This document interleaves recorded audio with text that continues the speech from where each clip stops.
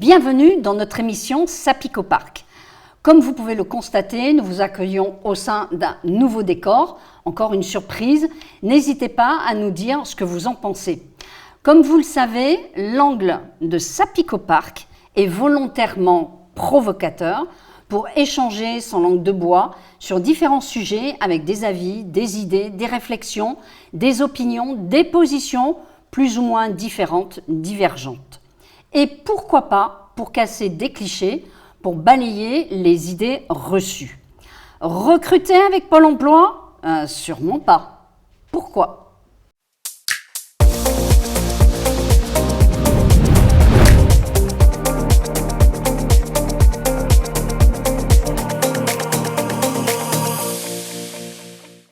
Le saviez-vous ? Pôle emploi est un établissement public à caractère administratif chargé de l'emploi en France. Il est issu de la fusion entre l'Agence nationale pour l'emploi, ANPE, et l'Association pour l'emploi dans l'industrie et le commerce, ACEDIC. Annoncée par Nicolas Sarkozy lors de la campagne électorale de 2007, la fusion entre l'Agence nationale pour l'emploi, ANPE, et le réseau ACEDIC devient effective par la loi du 13 février 2008, relative à la réforme du service public de l'emploi. L'objectif affiché est de créer un opérateur qui permette notamment aux demandeurs d'emploi d'avoir un seul interlocuteur. La gouvernance. La gouvernance est assise sur un conseil d'administration et une direction générale. Au niveau national, le conseil d'administration est composé de 19 membres, nommés pour 3 ans renouvelables, par arrêté du ministre chargé de l'emploi. Il comprend 5 représentants de l'État, 5 représentants des organisations syndicales de salariés interprofessionnels représentatives, bien sûr, au niveau national, 5 représentants des organisations professionnelles d'employeurs représentatives, elles aussi au niveau national et interprofessionnel, 2 personnalités qualifiées, désignées par le ministre chargé de l'emploi, 2 représentants de collectivités territoriales. Le directeur général exerce la direction de cet établissement public dans le cadre des orientations définies par le conseil d'administration. Le 31 mars 2009, dans un contexte de hausse du nombre de demandeurs d'emploi, le recrutement de 1840 employés est annoncé par le président de la République. 19 mois plus tard, alors que le nombre de demandeurs d'emploi a évolué de 3,6 millions à 4,25 millions, la direction de Pôle emploi annonce la suppression de 1800 postes. Allez comprendre. En janvier 2013, Pôle emploi met en place le suivi différencié. Un suivi qui consiste à suivre davantage les profils les plus éloignés du monde du travail. Selon ce nouveau suivi, un conseiller voué à l'accompagnement renforcé ne devrait pas suivre plus de 70 chômeurs. Retenez bien le nombre. Depuis janvier 2014, Pôle emploi est désormais informé lorsqu'un chômeur retrouve un travail. Cette information ne pouvait être communiquée que par l'ancien chômeur, s'il en faisait bien sûr la démarche. En mars 2018, Pôle emploi annonce qu'elle a versé 1 milliard d'euros en trop aux demandeurs d'emploi durant l'exercice 2017. Certaines voix accusent l'externalisation de la saisie d'une partie des déclarations. En mai 2018, Pôle emploi lance « On est là pour vous », une série de tutoriels vidéo disponibles sur la chaîne YouTube de l'agence dans lesquels les conseillers de Pôle emploi donnent, dans un format court, des conseils pour la recherche d'emploi et répondent aux questions le plus souvent posées. Bonjour Jean-Philippe. Bonjour Véronique. Alors, merci d'avoir accepté notre invitation. Je dirais presque, après tout ce que je viens de dire, merci d'avoir le courage d'aborder un sujet aussi sensible, aussi chaud. Juste une réflexion, c'est étonnant de ne pas avoir des représentants des associations de chômeurs dans le conseil d'administration ? Alors, c'est tout à fait normal. Les associations de représentants de chômeurs ont des instances spécifiques qui s'appellent le comité national de liaison.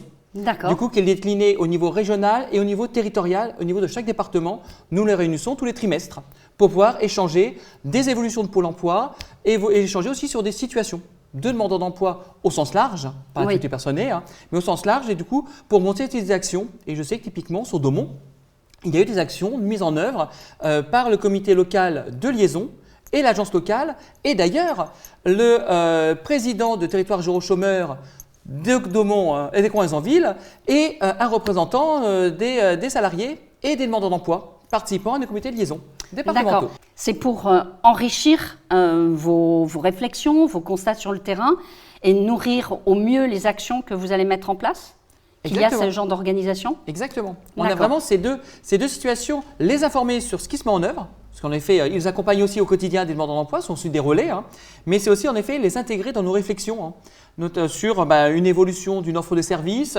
sur des besoins particuliers locaux pour monter des actions adaptées aux demandeurs d'emploi et du coup répondre aux besoins spécifiques qu'on n'aurait pas imaginés ou pas identifiés en tant que tels sur le territoire. Alors cette grande campagne de com, on est là pour vous, c'est toujours d'actualité aujourd'hui? Toujours là, et encore plus d'actualité. En cette période de tension accrue sur le marché du travail, où les entreprises recherchent beaucoup de compétences et où les compétences sont de plus en plus rares, oui, il est vraiment essentiel que nous soyons encore plus là, à la fois pour les entreprises, pour les accompagner, les conseiller dans leur recrutement et pour faire en sorte que leur business tourne et se développe. Et de l'autre côté, nous sommes là pour accompagner les demandeurs d'emploi et notamment ceux qui en ont le plus besoin. Notamment pour pouvoir en effet faire en sorte qu'ils retrouvent le chemin de l'emploi et qu'ils puissent bénéficier au même titre que les autres, de la croissance et de la reprise. D'accord. Je me suis amusée à aller chercher quelques photos qui vont défiler devant toi. Alors parfois peut-être même pour contredire tes propos, mais aussi pour montrer que l'image de Pôle emploi suscite beaucoup de plaisanteries que nous verrons défiler. Alors cet organisme public se singularise par sa relative fermeture vis-à-vis de la recherche en sciences sociales. Comme le soulignent différents chercheurs spécialistes de l'emploi, les enquêtes sociologiques portant sur l'emploi sont peu nombreuses. Quant à celles portant sur l'assurance chômage, elles sont tout simplement inexistantes. Pourquoi? Alors, ceci est une contre-vérité. Justement, dans le cadre des travaux sur la convention tripartite, ça fait maintenant 2 conventions tripartites donc depuis 2012-2015, qu'on s'est associé au niveau national justement avec des chercheurs pour pouvoir travailler en effet sur les trajectoires des demandeurs d'emploi et que l'UNEDIC, donc représentant des partenaires sociaux, fait partie aussi dans le conseil d'administration et suit l'évolution de notre convention tripartite, parce qu'en effet, Pôle emploi est géré par une convention tripartite signée par l'État, l'UNEDIC et Pôle emploi, et nous fixe des objectifs de résultats. Et donc l'UNEDIC, notamment les partenaires sociaux, suit à la fois ces résultats, mais mène aussi des analyses en ayant accès à toutes nos données pour pouvoir suivre la trajectoire des licenciés économiques, pour poursuivre les trajectoires. Combien de temps je vais rester au chômage avant de retrouver un emploi, etc. Et du coup, il nous suffit en effet d'aller sur le site de l'UNEDIC pour s'apercevoir qu'il y a plein de documentation donc, et d'analyse. Donc cette est en train complètement d'évoluer. A changé depuis plus de 6 ans. En effet, il y a eu tous ces travaux et l'UNEDIC enrichit chaque année sa base d'études longitudinales en effet de trajectoire. Par rapport à toutes les photos que je vais faire passer et les propos que je vais au fur et à mesure te rapporter, Pôle emploi se retrouve régulièrement, on va dire, dans l'œil du cyclone. Pôle emploi a un mal-aimé qui suscite de vifs débats. Pôle emploi épinglé par la Cour des comptes pour son inefficacité. Pôle emploi ne sert qu'à fourvoyer les allocations chômage et est rempli de gens incompétents. Nous pouvons lire aussi des résultats contrastés avec des coûts croissants. Waouh! Alors, Pôle emploi, en effet, on va peut-être revenir aux fondamentaux de qu'est-ce que Pôle emploi, pour en effet expliquer et revenir sur les éléments apportés par la Cour des comptes. Pôle emploi est là pour accueillir les demandeurs d'emploi et les entreprises, indemniser les demandeurs d'emploi, accompagner et conseiller les demandeurs d'emploi et accompagner les entreprises et les conseiller dans leur recrutement. Ça, c'est la base de tout. Pôle emploi, aujourd'hui, son efficacité est mesurée au travers d'indicateurs, donc il y a 12 indicateurs de la convention tripartite, indicateurs de résultats, que sont le nombre de retours à l'emploi. Chaque année, depuis le début de la convention tripartite, la première convention tripartite de 2012, Pôle emploi a été plus fort que la conjoncture en termes de demandeurs d'emploi retournés à l'emploi, mesuré non pas par des déclarations de Pôle emploi, mais mesuré par des déclarations préalables à l'embauche faites par les entreprises. C'est incontestable. Nous avons été chaque année plus forts pour lutter contre le chômage de longue durée. En effet, partenaires sociaux nous fixant un plafond de demandeurs d'emploi longue durée. Tu es en train de me dire que le temps de la période où la personne est en chômage tend à diminuer aujourd'hui. Aujourd'hui, non, de fait de la crise, ça serait mentir. D'accord. Parce que du coup, avec la crise, ça s'est allongé. Oui. Par contre, quand la conjoncture prévoit, par exemple, 100 000 demandeurs d'emploi longue durée, les partenaires sociaux et l'État nous demandent de ne pas en avoir 100 000 à la fin de l'année, 60 000, 70 000. Donc du coup, d'être plus fort que la conjoncture. Et chaque année, depuis 2012, nous avons été plus fort que la conjoncture, c'est-à-dire que le plafond maximal qui était imposé par nos partenaires n'a jamais été passé, voire été largement inférieur en termes de résultats. De même, on a des éléments sur la satisfaction des demandeurs d'emploi, administrés notamment par Ipsos, en tout cas par un organisme externe, qui, au regard des cibles fixées par nos partenaires et l'État, sont toujours à minima atteintes, voire dépassées.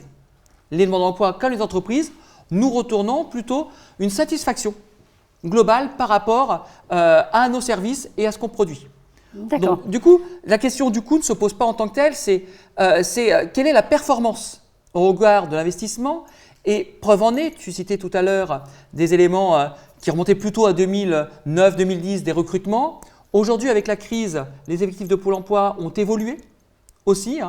Et au travers de la crise et notamment de l'accompagnement des jeunes, l'État a confié à Pôle emploi comme mission locale le fameux contrat engagement jeune, notamment, pour lequel on a eu quelques renforts, pour pouvoir en effet permettre de se focaliser encore plus sur ces publics, avec quand même des choses qui sont particulièrement étonnantes, et pour ça je parle beaucoup d'efficacité de performance. Dans les études comparatives entre Pôle emploi et d'autres acteurs du marché sur des mêmes dispositifs, généralement ces études externes à Pôle emploi tendent à démontrer que l'action de Pôle emploi était plus efficace, notamment en termes de retour à l'emploi, d'accès à la formation et du coup à la qualification et d'insertion au final, a été généralement plus efficace que les opérateurs même privés. Alors ce qui m'a un peu surprise par rapport justement, comme on le disait, comment est constitué le conseil qui gère au niveau national. Il y a quand même des personnes du gouvernement. Et j'ai lu recours aux opérateurs privés. La Cour des comptes souligne en 2014 un processus de sélection et un contrôle qualifié insuffisamment performant de ces organismes et conclut à des évaluations perfectibles pour des résultats décevants. Un autre rapport, et c'est là que j'ai un peu bondi, un autre rapport déposé par la Commission des finances de l'Assemblée nationale sur le même thème, représenté par Christophe Castaner, conclut que le recours aux opérateurs privés se faisait en l'absence de doctrine, de règles et de coopération, n'était pas tenable. Elle engendrait un gâchis de part et d'autre au détriment des chômeurs eux-mêmes. Comment on peut quelque part avoir des représentants de l'État au sein du Conseil national qui gère Pôle emploi et en même temps une personne du gouvernement qui dit en fait là c'est un gâchis, les opérateurs privés et c'est au détriment des chômeurs. Alors, on va distinguer deux choses. Il y a en effet l'aspect gouvernement et conseil d'administration de Pôle emploi qui est une entité à part entière et après en effet il y a d'autres acteurs tels que les commissions de l'Assemblée nationale ou autres acteurs qui sont libres aussi et autonomes d'administrer notamment des études, des enquêtes, des analyses, pour pouvoir en effet pousser un certain nombre de réformes en toute objectivité, de manière totalement indépendante par rapport à l'action du conseil d'administration qui est indépendant. M. Castaner à l'époque était à l'Assemblée nationale, n'était pas dans le gouvernement en tant que tel. Okay. Donc du coup, on a bien des instances indépendantes et du coup, il y a bien de la séparation des pouvoirs donc, en France et du coup, le conseil d'administration est bien une autorité indépendante, alors certes du coup pilotée par l'État, parce que du coup en effet c'est l'État l'un de nos financeurs ainsi que l'UNEDIC, mais c'est bien des structures indépendantes. Là où en effet il faut s'interroger, du coup il y a tout un requestionnement de la politique sur les opérateurs privés, alors sur nos prestataires généralement, opérateurs privés. Oui. Et donc là depuis maintenant 2015, il y a toute une politique justement de montée de sécurisation de la qualité des prestations. Donc nos prestataires sont… donc cahier des charges qui a été revu et corrigé. Il y a un cahier des charges qui a été revu, corrigé, sont régulièrement reçus.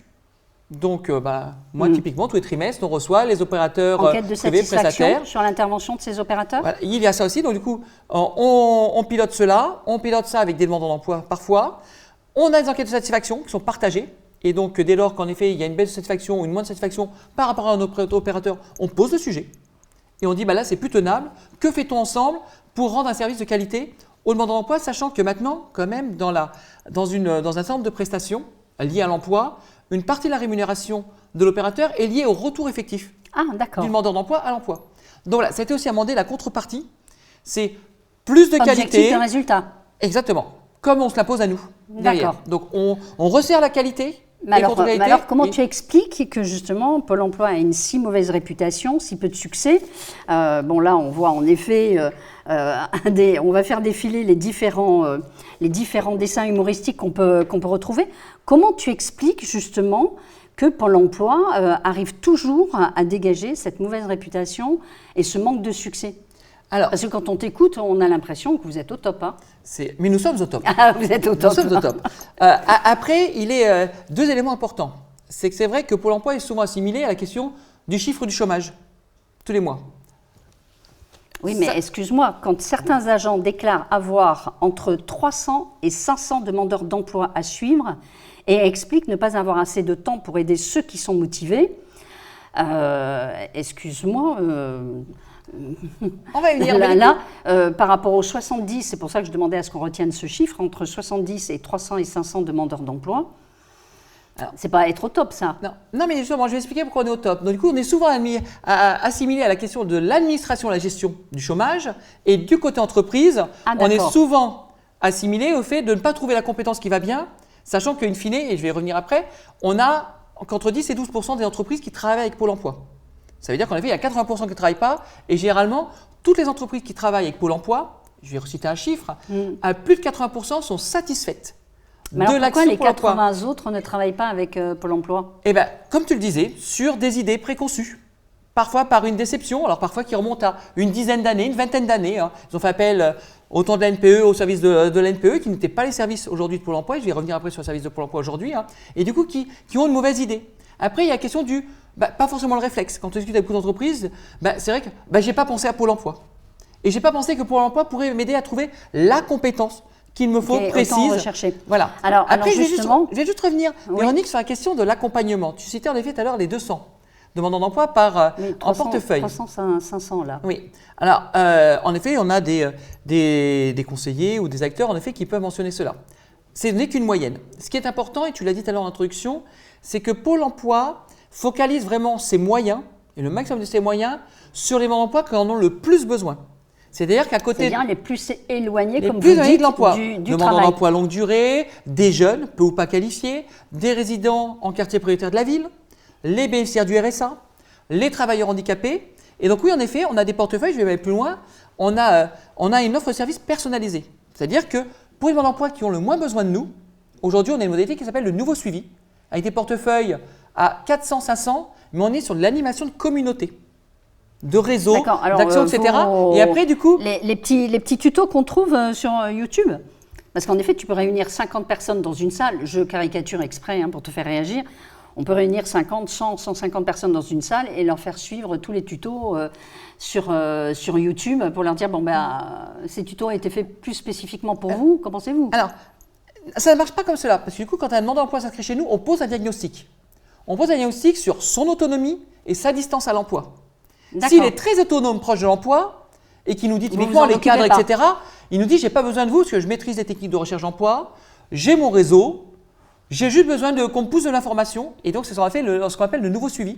On est sur l'animation de communauté et on a des conseillers qui, derrière, animent des communautés, qui organisent des visios sur les soft skills, comment identifier les soft skills, comment les valoriser. Et ça, c'est en effet 400, 500 demandeurs d'emploi. À l'opposé, aujourd'hui, on a ce qu'on appelle le contrat d'engagement jeune. C'est un conseiller pour 30 jeunes, dans une logique de coaching, avec des contacts hebdomadaires et le fait que le jeune… Coaching avec des formations ou coaching et c'est tout? Coaching avec des formations, sachant que le jeune, il doit être mobilisé 15 heures à minima par semaine, que ce soit sur ses objectifs, sur des ateliers… Alors attends, là on va s'arrêter. Tu es en train de me dire, je suis un jeune, je suis éloigné de l'emploi, je vais avoir 15 heures de coaching… 15 heures d'activité, dont une partie de coaching dans ces 15 heures. Par mois? Par semaine. C'est 15 heures par semaine. Donc j'ai bien entendu, c'est par semaine. C'est 15 heures par semaine. Donc à l'opposé, c'est un conseiller pour 30 et un conseiller dédié qui ne fait que ça, pour 30 jeunes.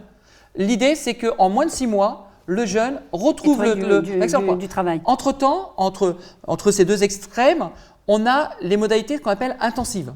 En gros, on a entre 70 et même 50, entre 50 et 100 mandats d'emploi par portefeuille. C'est pour l'accompagnement des bénéficiaires du RSA, l'accompagnement global. C'est 70 demandeurs maximum, parce que du coup, il y a des freins périphériques. Il y a l'accès à l'emploi, mais il y a le logement, la santé, la mobilité. On a à côté de cela un autre accompagnement, l'accompagnement intensif jeune. Pareil, 70 jeunes pour un conseiller dédié à temps plein. Donc là aussi, avec des contacts réguliers. Après, un accompagnement renforcé pour des gens qui sont éloignés de l'emploi, mais qui n'ont pas de freins périphériques, notamment sociaux. Et là, on est plutôt à 80-100 demandeurs d'emploi.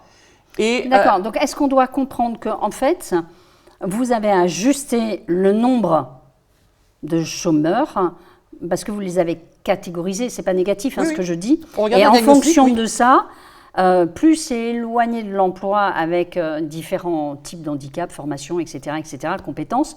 Et là, l'enveloppe de l'agent qui les suit diminue. Et plus la personne est proche de l'emploi, et plus on va lui grossir son enveloppe. Voilà, exactement. D'accord. C'est la question du portefeuille. En effet, c'est faire plus pour ceux qui ont le plus besoin. Et en effet, pour faire plus pour ceux qui ont le plus besoin, ça veut dire qu'on a des tailles de portefeuille alors, réduites. justement, pourquoi dans le viseur, le manque de contact avec les chômeurs de longue durée et des demandeurs d'emploi les plus éloignés du marché du travail, la baisse du nombre d'offres d'emploi collectées ou encore le peu de temps consacré aux entreprises? Pourquoi on entend et on lit encore ce genre de remarques? Alors, ça c'est vrai il y a quelques années. Parce que du coup, en effet, il faut toujours se référer à la période à laquelle ça a été écrit. D'accord. Pôle emploi a opéré quand même depuis plus de 6 ans une vraie transformation, avec notamment sur la partie entreprise, pour ne citer qu'elle, la mise en place de conseillers dédiés entreprises.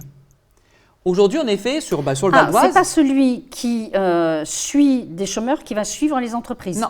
On a vraiment des conseillers dédiés entreprises à côté des conseillers dédiés à l'accompagnement, à côté des conseillers dédiés à l'indemnisation. Ce sont des expertises. Et en effet, le projet initial que tu citais en introduction, de la personne qui faisait tout, l'indemnisation, l'accompagnement, le recrutement, c'est un modèle qui a été dépassé depuis, en effet, tu l'as cité aussi, depuis la convention tripartite de 2012-2015, en effet, où on a maintenant 3 dominantes. Vraiment, entreprise, accompagnement, indemnisation. Et donc, sur entreprise, typiquement, en effet, on a sur le département du Val d'Oise 70 conseillers dédiés entreprises qui sont là pour, combien d'entreprises recueillir plusieurs dizaines, centaines de milliers sur le département. Aujourd'hui, on n'en a que 12% qui travaillent avec nous, mais 70 conseillers qui sont là pour récupérer les offres, recueillir les offres, conseiller les entreprises qui déposent les offres, proposer les candidats, mais qui sont là aussi pour aller faire des visites entreprises. Aujourd'hui, une entreprise qui dépose une offre, on lui dit rarement, de plus en plus rarement, bon, côté, on prend votre offre et puis on voit ce qui se passe. C'est pas vrai, c'est plus vrai. Oui, parce que ça ne fonctionne plus comme ça aujourd'hui. C'est pas parce que tu publies une offre que tu as 100 CV qui te sont adressés. Voilà. Et d'ailleurs, on a, pareil, dans notre offre de services entreprise, on a des services gradués. L'entreprise qui dit juste, moi, je vais diffuser mon offre. Je ne veux pas de service de Pôle emploi. D'accord. On diffuse sur pôle emploi.fr. Pour celle qui nous dit, moi, je n'ai pas de RH, je veux qu'on m'aide à recruter, je veux travailler, identifier des habiletés de savoir-être, etc. On monte des prestations, des actions qui permettront de trouver la personne qui correspond à 95% des habiletés ou compétences qu'ils recherchent. Donc, on a toute une gamme de services qui permettent de répondre… Et qui ne sont pas bien connus. Et qui ne sont pas du tout connus, notamment. Combien d'agents au niveau du Val d'Oise? Combien d'agents? On a un peu plus de 750 agents sur le Val d'Oise pour, combien de chômeurs pour dans le Val d'Oise? 69 000 demandeurs d'emploi sans aucune activité. Que c'est vraiment ceux-là qui font l'objet d'une attention particulière. C'est faire en sorte qu'ils passent d'une non-activité à une activité derrière. Combien la somme d'allocation versée par an au niveau du Val d'Oise? Je ne l'ai pas en tête. Je ne l'ai pas en tête. Au niveau national peut-être? C'est plusieurs milliers de millions d'euros. Pôle emploi est à l'origine de combien de retours à l'emploi dans le 95? Alors, en 2021, c'est plus de 77 000 retours à l'emploi pour Pôle emploi Val d'Oise. Poussé par Pôle emploi ou… Poussé par Moi, je suis inscrite à Pôle emploi, je n'ai pas eu besoin de vous pour retrouver un emploi. Je suis comptabilisée dedans ou pas? Alors, tous ceux qui passent par Pôle emploi, qui ont en effet un retour à l'emploi, sont comptabilisés. Parce qu'à un moment donné, en effet, il y a eu, ne serait-ce qu'à l'entretien d'inscription, déjà des conseils, des pistes et l'accès à tous nos services, qu'ils soient en autonomie ou prescrits par un conseiller. Et pourtant, on lit, excuse-moi, Pôle emploi ne sera à l'origine directe de la reprise d'emploi que dans 12,6% des cas. Direct. Alors du coup, c'est ça qui est important, parce que la question du direct ou pas direct. Un demandeur d'emploi qu'on interroge, il n'a jamais retrouvé, peu importe sa modalité, il a rarement retrouvé un emploi grâce à Pôle emploi. D'accord. Par contre, Pôle emploi, et tu le disais tout à l'heure, a mobilisé différents services. Quand on mobilise un atelier, travailler sur un CV percutant. Quand on travaille sur des ateliers, on prescrit un atelier à un demandeur d'emploi, l'aide de motivation. Quand on prescrit un atelier, 5 minutes pour convaincre. Oui. Lorsqu'on prescrit une prestation de 5 à 10 jours sur valoriser son image professionnelle, d'accord. À la fin, il n'aura peut-être pas d'emploi tout de suite, ou il en trouvera peut-être 15 jours après. Ce n'est pas directement, entre guillemets, selon les dires d'un demandeur d'emploi, grâce à Pôle emploi, mais c'est bien grâce aux moyens qu'on a mobilisés. Et on a aujourd'hui plein de prestations, plein de moyens. Aujourd'hui, c'est plus de 10 000 prestations qui sont mobilisées par an sur le territoire, justement pour ceux qui ont le plus besoin. Donc, c'est vraiment ça. Et derrière, il y a l'autre chose qu'il faut identifier, c'est que à côté de ces prestations, pour les demandeurs d'emploi qui en ont besoin, on peut mobiliser des contrats aidés. Donc là aussi, c'est Pôle emploi qui fait intermédiation. Et du coup, c'est bien le Pôle emploi qui place le demandeur d'emploi dans une entreprise Dans une grâce entreprise, à ce contrat. oui, grâce au Ou contrat, oui. on peut avoir aussi des mesures, ce qu'on appelle mesures d'adaptation au poste de travail, où là aussi, notre rôle, c'est de se dire, il y a une entreprise qui recherche, on a un demandeur d'emploi, il y a un manque de compétences quelque part, en tout cas le niveau de compétence du demandeur d'emploi n'est pas totalement adapté, on peut venir compléter et former le demandeur d'emploi au poste de travail pour À satisfaire la charge l'entreprise. de l'entreprise ou à la À la charge de Pôle emploi. À la charge de Pôle Pôle emploi. emploi est un service gratuit. D'accord. Les demandeurs d'emploi, comme les entreprises qui recourent à nous, Bah, justement, quand je te dis d'accord, excuse-moi, j'ai oublié de préciser, c'est souvent ça d'ailleurs qui est attaqué. C'est parce que c'est gratuit, quelque part, que ça a une aussi mauvaise image. Parce que s'ils étaient plus percutants que ça, plus performants que ça ne serait pas gratuit et ça serait peut-être considéré différemment. Est-ce que tu penses que ce point-là aussi n'entre pas en jeu ? Ou mieux, début avril 2020, en pleine épidémie de Covid-19, de nombreux agents ont dû revenir dans des agences afin de traiter les dossiers d'actualisation non dématérialisés. La Cour des comptes, en juillet 2020, s'agissant des indicateurs de performance, constate les 5 indicateurs qui n'avaient pas atteint la cible sur la convention dont tu parlais, tripartite 2012-2014, ont tous été modifiés. Donc, c'est vrai que quand tu lis ça, tu dis... vous, et je suis allée regarder sur YouTube, justement comme tu dis, les petites vidéos pour accompagner ceux qui sont éloignés de l'emploi, on parle digitalisation à fond. Vraiment, on pousse ceux qui ne sont pas ouverts aux nouvelles technologies à s'ouvrir. Et tu constates que finalement, Pôle emploi avait des dossiers d'actualisation qui n'étaient pas dématérialisés. Oui. Alors, ce qui est important, première chose, c'est qu'en effet, nous sommes l'un des un peu premiers peur, services quand même. publics à avoir réouvert pendant la période de Covid 2020 l'accès aux agences. Oui, Quand même. c'est vrai. Donc ça, premier point.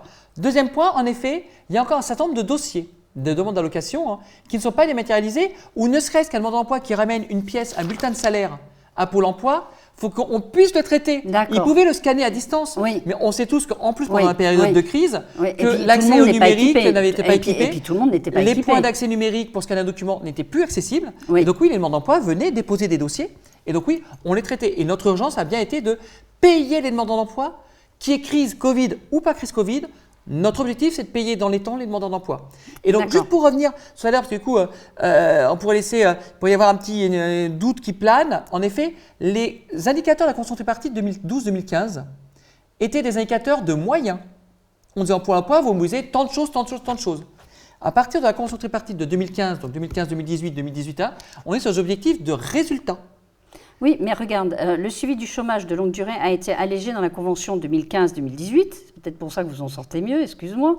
Alors que le rapport de l'Inspection générale des finances sur le bilan de la convention tripartite, justement dont tu parlais, 2012-2014, le recommandait certaines cibles qui avaient manqué d'ambition, et notamment concernant l'efficacité de l'entrée en formation pour le retour à l'emploi.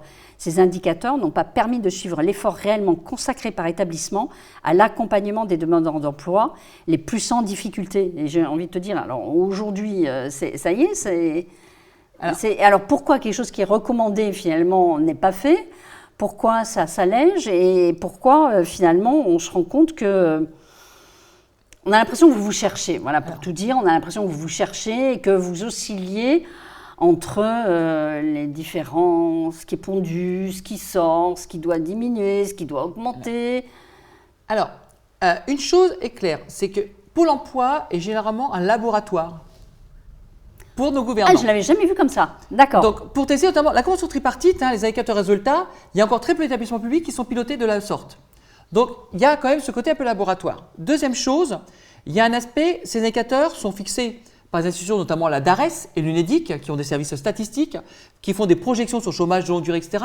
Et c'est eux qui font ces propositions de cibles, notamment au conseil d'administration, qui les valide ou qui dit, bah là, attendez, on sait que quand on sait qu'il y a un événement qui va arriver, une crise, etc., c'est clair que l'ambition est moindre. Oui, et moindre. D'autant plus que sur la période 2015-2018, on n'avait pas encore tout ce qui était plan d'investissement dans les compétences, le fameux PIC, Oui. qui avait un certain nombre d'outils qui n'étaient pas encore totalement mis en place.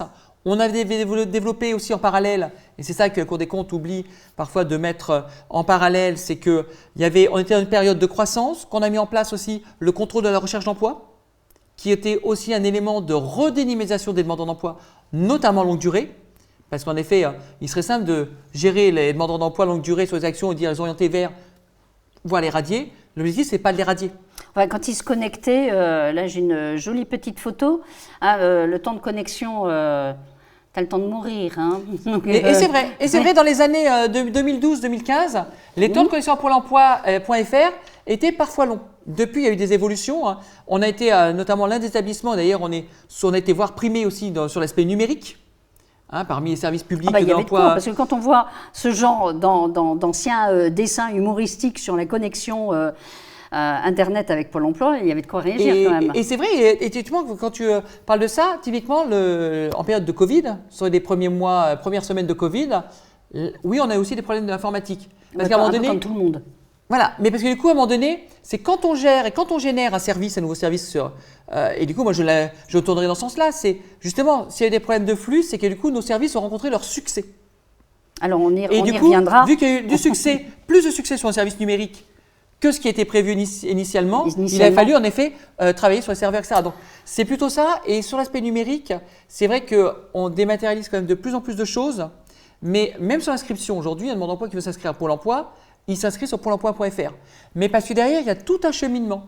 Du coup, avec un questionnement. Et parce que la connexion est beaucoup plus rapide. Ah, maintenant, elle est rapide, il n'y a plus de soucis. D'accord. Il n'y a plus de soucis aujourd'hui. Qu'est-ce qui différencie Pôle emploi des autres sites de recrutement tels qu'Indeed, par exemple, j'en passe. Hein.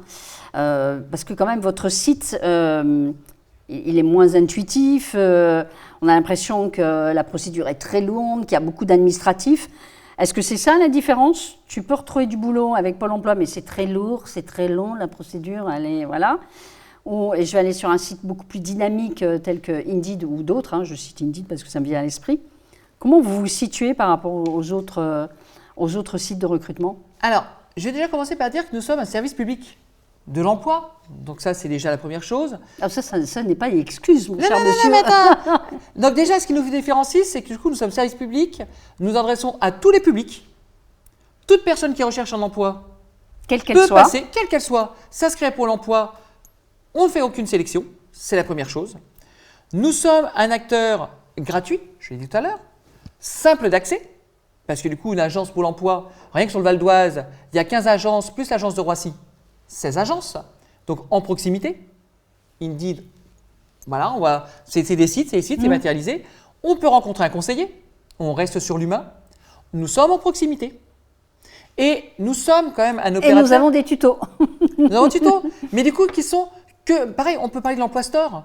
Personne ne parle de l'emploi store. On va en parler, t'inquiète pas. Et il y a les tutos, mais il y a bien tout un nombre de services. Et aujourd'hui, on voit que tout le monde, souvent, les gens sont équipés de smartphones ou autres. C'est aussi des services accessibles par smartphone. Il y a l'entretien de face à face. Il y a le contact avec le conseiller, mais aussi tous les autres services qu'on met à disposition. Avec quand même une chose que je tiens à corriger, c'est que nos sites Pôle emploi.fr, que ce soit recruteurs ou demandeurs d'emploi, sont travaillés avec des demandeurs d'emploi et des entreprises. Il n'y a aucun site et aucune nouvelle version de nos sites qui ne soit mis en ligne sans avoir fait des tests utilisateurs. Donc du coup, c'est validé par nos utilisateurs par rapport à leurs besoins. Mais du coup, on n'est pas sur le même créneau. Alors, j'aimerais venir par rapport à ta fonction. Donc toi, tu es directeur territorial. Tu as les moyens, tu as les ressources humaines, financières, matérielles pour, tu citais l'exemple tout à l'heure de Daumont, venir ajuster certaines choses, en faire évoluer d'autres à ce niveau-là, peut-être ajouter d'autres ressources plutôt sur telle agence. Tu as carte blanche, tu es dans un cadre, tu es limité, tu es dans un corset, tu peux à peine respirer, ou tu es un gentil petit soldat aux ordres de Pôle emploi au niveau national? Alors, non, et c'est l'avantage justement, et c'est pour ça que je m'éclate et je m'épanouis dans mon métier, c'est que du coup, un directeur territorial, aujourd'hui, a les moyens, et moi j'estime aujourd'hui que sur le Val d'Oise, on a les moyens de rendre le service et de travailler sur les recrutements des entreprises. Pourquoi? Parce que du coup, on a des enveloppes d'emploi, CDI, CDD, charge à nous de les optimiser, de les localiser là où il y a les besoins. Et oui, donc contre une agence ou une autre, on peut rééquilibrer des ressources, affecter plus de ressources à un moment donné sur l'entreprise, moins sur la demande, etc. On a nos marges de manœuvre. Ça, c'est la première chose. Donc sur les ressources humaines, on a nos marges de manœuvre, on a des CDD et surtout, ce qui est important, c'est que Pôle emploi n'est pas seul. Nous sommes en réseau avec les missions locales, avec Cap Emploi, avec des acteurs de l'emploi, dont le parc, typiquement. Oui, Et du coup, c'est ça aussi qui fait notre force et du coup, qui permet de démultiplier nos moyens humains, parce qu'il y a les ressources propres à Pôle emploi, mais aussi l'ensemble des ressources du territoire. Et ça, c'est important, ne serait-ce que pour démarrer, pour lancer des dynamiques et créer des dynamiques. Ça, c'est la première chose. Sur l'aspect financier, aujourd'hui, chaque agence et chaque direction territoriale a un budget prestation, formation, notamment avec des formations qui correspondent à des marchés lancés régionalement, voire nationalement. Donc là, du coup, on est cadré par un marché. Par contre, on est libre de dire, moi je veux 100 places d'agents d'accueil, plutôt ça que ça. 10 places de maçons, etc. Mais donc du coup, tu as cette liberté d'affectation de tes budgets en fonction des problématiques du territoire. Territorial. Et pareil, les agences ont à leur main un budget qu'on appelle prestation spécifique. Typiquement sur Cergy, ils montent une prestation en ce moment avec des chevaux, pour travailler avec des demandeurs d'emploi avec des chevaux. Sur la question de la reprise de confiance en soi, la valorisation de soi, etc. Sarcelles monte une action avec le théâtre. Dès qu'ils sentent que tu as peur ou que tu es un peu trop agressif, ils en vont. Impuissante face au chômage de masse, Pôle emploi a dû se recentrer sur le suivi des demandeurs d'emploi. Mais son image kafkaïenne de bureaucratie dénuée de bienveillance, alors qu'elle s'adresse à un public précarisé, pose question. C'est lourd quand même de lire des choses comme ça. On va arriver à Emploi Store. S'agissant du portail internet Emploi Store qui agrège services et applis utiles, comme tu l'as cité, à la recherche de l'emploi, il reste aujourd'hui encore relativement peu utilisé, selon la Cour, c'est pas moi qui le dis. Pendant le mois de mai 2019, le nombre de visites ayant réellement donné lieu à l'utilisation autonome d'une application n'a été que de 206 630, à mettre en regard bien sûr des 6,6 millions de demandeurs d'emploi. Donc 75%, les 5 services les plus utilisés représentent à eux seuls 75% des visites. Ce qui signifie que les 306 autres services dont tu nous parlais ne bénéficient que d'une audience marginale, voire nulle. Le ministère du Travail, Muriel Pénicaud, a entre autres répondu que le nouveau pacte de démarrage, c'est-à-dire le nouvel accueil des demandeurs d'emploi, permettra de détecter plus efficacement les situations où les compétences numériques constituent un frein à l'accès à l'emploi des demandeurs d'emploi. Enfin, tu lis parfois c'est très contradictoire d'ailleurs, mais c'est très large. Le directeur général de Pôle emploi a assuré l'attention constante de Pôle emploi à la question de l'inclusion numérique et regrette que la Cour voit dans l'Emploi Store un bilan décevant. Donc l'Emploi Store, pourquoi n'est-il pas utilisé plus que ça ? Alors pourquoi ? Alors aujourd'hui les choses parce sont qu'il est connu. Alors, il était au départ. J'aime bien que tu me recadres dans les dates. Là, on est en train 2019, quand même de parler de 2019. Mais du coup, ils ont rendu leur rapport en 2019. Oui, c'est vrai que. Donc, du coup, ça remonte un peu. C'est vrai que les administrations, quand elles sortent une analyse, ça date toujours de 2 ans en arrière. Donc, du coup, entre-temps, les choses ont largement évolué. C'est quelque chose qui se démocratise de plus en plus. Avec quand même une chose sur l'Emploi Store à dire, c'est qu'il y a des services créés par Pôle emploi, mais c'est aussi une plateforme dans laquelle, en effet, des développeurs peuvent déposer des applications et des applicatifs pour pouvoir en effet faire en bénéficier le maximum. Donc oui, aujourd'hui, c'est une kyrielle de sujets, de supports, d'applis, l'Emploi Store. Donc en effet, tous n'ont pas une utilisation à plusieurs clics ou plusieurs millions de clics par an. Moi, je rappellerai juste en effet que, ne serait-ce que sur Pôle emploi.fr, du coup qui débranche souvent sur l'Emploi Store derrière, c'est plus de 50 millions de connexions par mois. D'accord. Donc à un moment donné, ça en fait quand même entre Pôle emploi et l'Emploi Store, nous sommes le premier site d'emploi au niveau national. Donc, à un moment donné, ça permet de relativiser un certain nombre de choses. Et c'est vrai qu'en effet, il y a des services. Alors, je vais essayer quand même un peu de te défendre. C'est vrai, il faut que l'éventail soit très large pour satisfaire toutes les demandes et toutes les attentes. Mais bon. Même celle de niche. Même celle de niche. En 10 ans, l'ancienneté moyenne du chômage a ainsi bondi de près de 58% pour atteindre 610 jours. Donc, on entend tout ce que tu nous dis. Mais on a quand même, alors ne me dis pas que mes chiffres ils datent de Mathusalem non plus, ils ne sont pas comme ce bonhomme-là. Comment tu expliques que malgré tout, on est bondi de 58%? C'est la faute des entreprises, c'est la faute de Pôle emploi, c'est la faute des chercheurs d'emploi? Il faut je ne cherche pas forcément un coupable à abattre, mais c'est assez fou quand même. Il faut prendre cette donnée dans un cadre plus global. En lien avec la réforme d'assurance chômage. On a eu quand même des conventions d'assurance chômage qui ont favorisé le fait de pouvoir rester inscrit à Pôle emploi tout en cumulant une activité. Et donc du coup qui a permis aussi de développer tout l'aspect permittence, qu'on appelait la permittence, c'est-à-dire ceux qui alternent emploi-chômage. Donc oui, de fait, on a eu des conventions aussi plus favorables, là où avant il n'y avait pas ce cumul, donc les gens qui reprennent emploi se radiaient, n'étaient plus inscrits à Pôle emploi. Aujourd'hui, et depuis maintenant plusieurs années, donc en lien avec cette augmentation, peuvent rester inscrits. Donc oui, ils ne restent plus inscrits plus longtemps. De fait, mais ça ne veut pas dire qu'ils n'ont pas eu d'activité. Tu vois, vu de l'extérieur, il faut que tu puisses comprendre que face à ce genre de petites situations, et il y en a des multitudes, des exemples comme ça négatifs, quand tu cherches des exemples négatifs, de toute façon, tu trouves toujours l'appel. Hein. Mais c'est ce qui, dans l'opinion, maintient l'image peu positive. Et tu te dis, la direction a choisi de multiplier, certes, des innovations, mais elles ne sont pas pertinentes, pas toujours heureuses, et elles donnent l'impression de foisonnement pour les uns, de désordre pour les autres, aux évaluations conduites en interne dans une grande confusion de gens, avec souvent plus de justifications, comme tu viens de le faire, que de réelles évaluations. Donc c'est peut-être ça aussi qui, aujourd'hui, si tu veux, arrive à entretenir, et de la part des entreprises, et de la part des chômeurs, malheureusement, cette image négative. Mais je voulais te faire tout à l'heure réagir. Là, j'ai pris, et je demande un zoom à la caméra.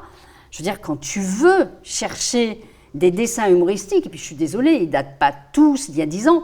Moi, j'adore celle du Père Noël, à qui on dit, non, finalement, tu n'auras pas intérêt à me refuser ça. C'est vrai que... D'ailleurs, tiens, laquelle tu préfères, toi ? Laquelle tu trouves la plus drôle sur Pôle emploi ? Elles sont toutes elles sont je vais faire un choix. Oui, celle du Père Noël, elle est mignonne. Elle est mignonne, celle du Père Noël. Elles disent quelque chose. Elle est révélatrice. Du vécu, en tout cas, de certains sujets. Alors moi, j'ai un juge de paix. Hein. Moi, ce sont les résultats qu'on publie tous les 6 mois. Nous sommes aussi l'une des seules administrations, hein, avec l'éducation nationale, à publier nos résultats. En effet, sur le retour à l'emploi, sur la baisse du chômage de longue durée, sur la satisfaction. Et là, j'en suis témoin. Et du coup, à un moment donné, c'est notre juge de paix. À un moment donné, des demandeurs d'emploi et des entreprises qui nous disent qu'ils sont à 80%, voire plus de 80% sont satisfaits, on ne l'invente pas, c'est un organisme externe. On ne leur met pas couteau. C'est vrai, et tous les deux, on a pu le constater, quand tu pousses une entreprise vers Pôle emploi pour lui dire « tu peux recruter avec Pôle emploi », déjà, ils n'y croient pas. Hein. Mais bon, quand c'est la coopérative qui les pousse un peu, ils se disent « bon, allez, je ne vais pas décevoir Véronique, je vais le tenter ». Nous deux, on a eu une grande expérience. Oui, qui est en train de se conclure. Voilà, qui est en train de se conclure, d'une société qui finalement, oui, ces métiers-là sont en tension, ils n'en trouvent pas, ce n'est pas sur le marché du travail. Vous lui avez quelque part sélectionné des profils en ayant discuté avec les salariés qui travaillent déjà dans cette entreprise-là, pour leur payer la formation et pour qu'ensuite ils soient intégrés par l'entreprise. C'est dommage que ce genre d'image, tu vois, ça ne soit pas plus tiens, j'ai pas la compétence, mais j'ai le profil en termes de caractère, de pouvoir travailler dans cette entreprise. Pôle emploi m'a proposé, ça a matché et je vais suivre une formation et pouvoir trouver un emploi. C'est dommage qu'on n'ait pas plus cette image en vitrine. Mais il suffit d'aller voir sur les comptes Twitter des agences départementales, d'aller voir dans les revues de presse. Tout le monde n'est pas, alors Twitter, LinkedIn, toutes les agences, tous les directeurs et directrices d'agences ne sont pas sur les réseaux sociaux. On voit que globalement, on a plein d'actions d'entreprises qui plébiscitent l'action de Pôle emploi. On voit quand on fait des revues de presse. Faites des petites vidéos, allez-y, communiquez.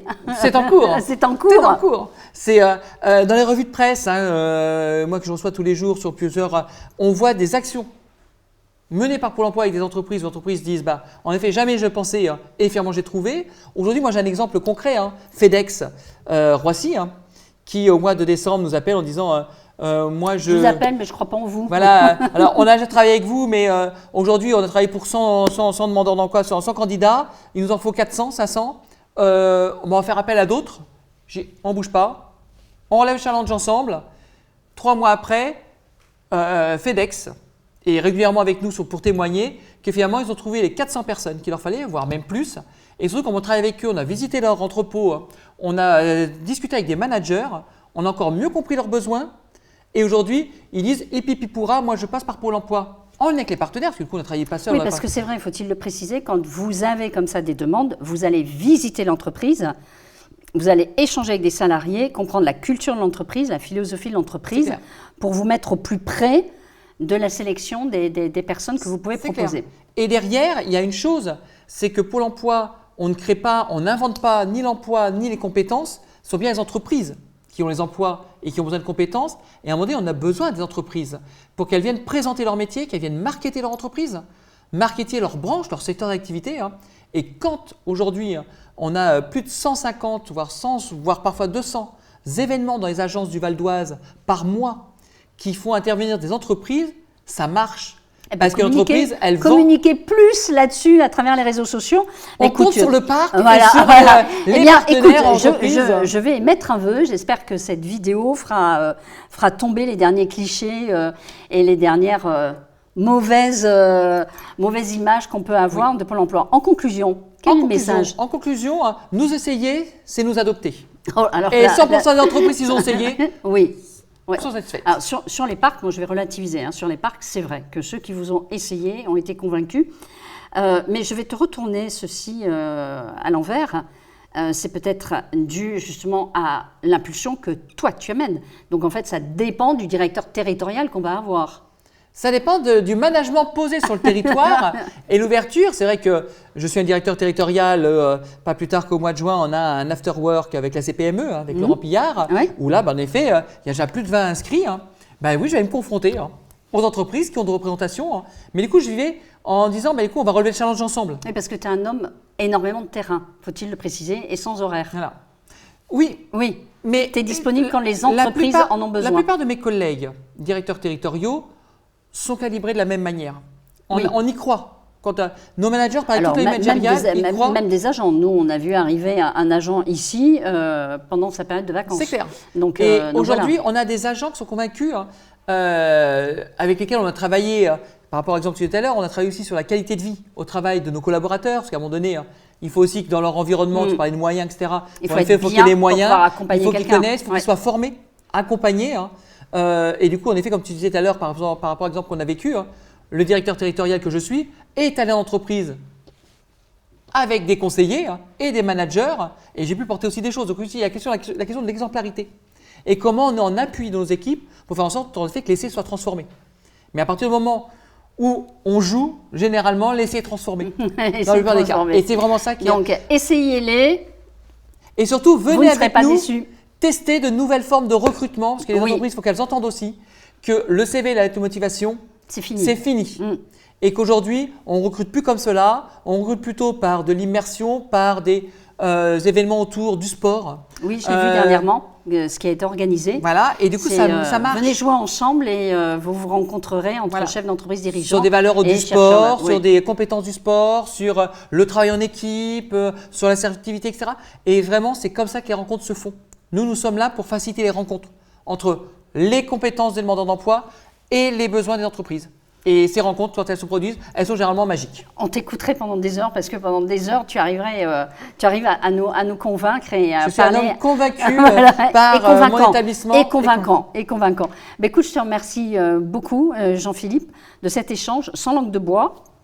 Et sans rancune. Et sans rancune. Aucune. Quant à nous, nous nous retrouvons pour un prochain numéro de Sapico Parc. D'ici là, likez, commentez, partagez, adressez-moi vos idées. Vous avez mes coordonnées à la fin de cette vidéo. Merci de votre fidélité, merci d'avoir regardé aussi cette vidéo jusqu'à la fin. Vous y retrouverez ces coordonnées, c'est-à-dire les coordonnées de Jean-Philippe et pas les coordonnées de je ne sais pas quelle agence de Pôle emploi au niveau national. Merci à toute la régie. À bientôt. D'ici là, prenez soin de vous.